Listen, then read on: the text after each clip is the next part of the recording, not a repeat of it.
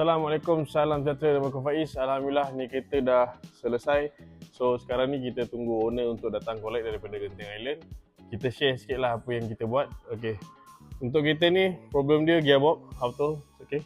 Untuk model lama lah AC. Mana-mana yang datang gearbox belum, kita tak buat overhaul kat sini. So apa yang kita buat dekat sini, tukarkan recon lah. Okay. Warranty ada 4 bulan siap pemasangan.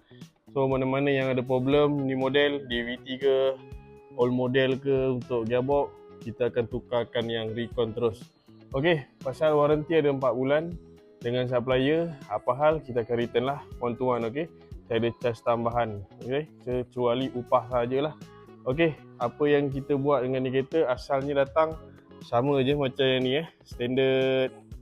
So kita dah lift up kat sini macam biasa spek kita 4.8, tayar 31, rem Tokura, negatif 27, 8JJ. Untuk sistem kita dah ubah full untuk kereta ni. Yang belum ada fuel regulator sajalah. Okey, fan clutch kita dah masuk ke electric fan, daripada double coil ke single coil, daripada all wheel drive ke sistem 2 wheel 4 wheel.